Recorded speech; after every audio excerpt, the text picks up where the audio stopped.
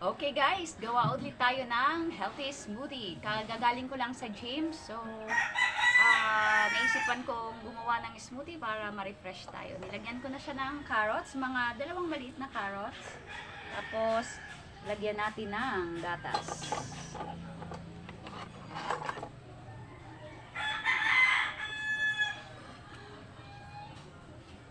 Mga half cup na.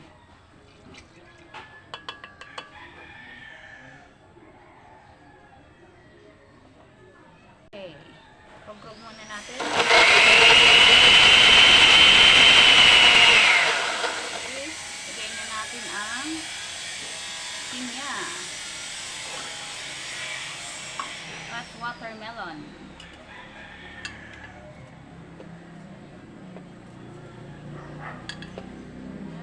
Ito frozen na to. Kaya papansin nyo, hindi na ako gumagamit ng ice. Yan, overnight nilagay ko na siya sa ref, sa freezer para ma-frozen. Ayan. Dagdagan natin ng milk.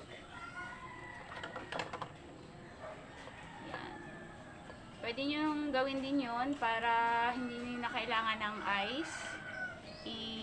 Ano nyo na rin yung i-frozen nyo na rin yung fruits nyo overnight.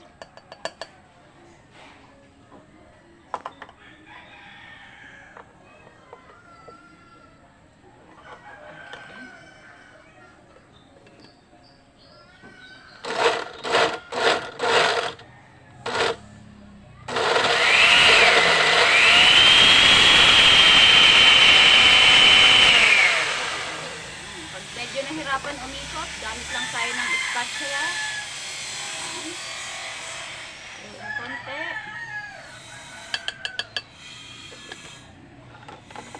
And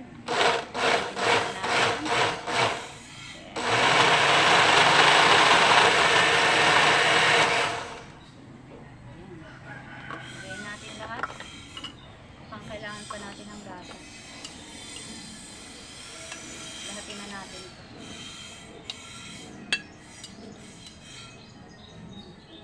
Mabuto na siya.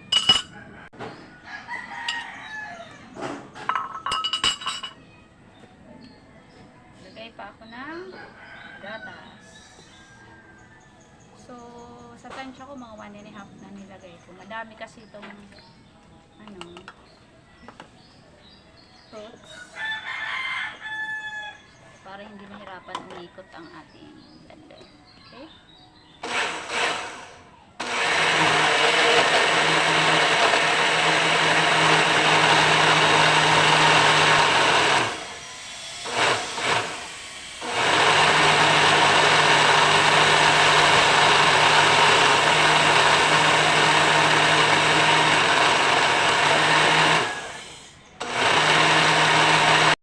O, ayan. Pinong-pino na, ready na. Let's do this. Umin na natin to. Yeah.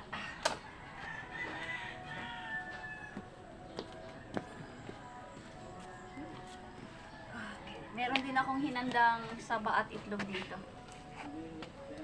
Katapos nito, sunduin ko ang anak ko sa school. Sobrahan. Siyempre, laging kasama sa preparation ko ang aking partner. Let's enjoy this now. Natin. Refreshing. Carrots, pineapple, and watermelon.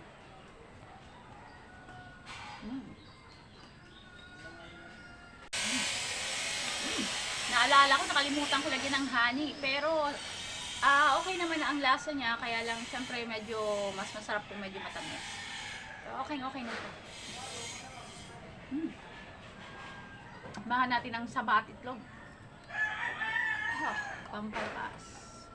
Kasi nag-gym ako, hindi pa ako nag-almusal. So, after gym lang ako na, yan, smoothie and itlog and saba.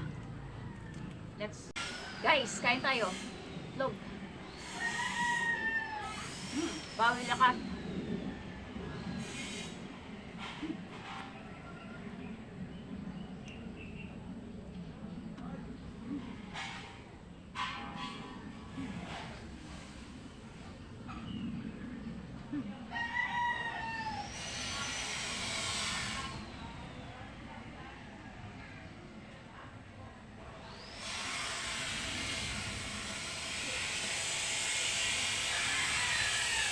Okay guys, masarap itong saba, itlog at smoothie after ng workout or exercise. Please don't forget to like, share, follow, and subscribe for more. Thank you, God bless, and good morning.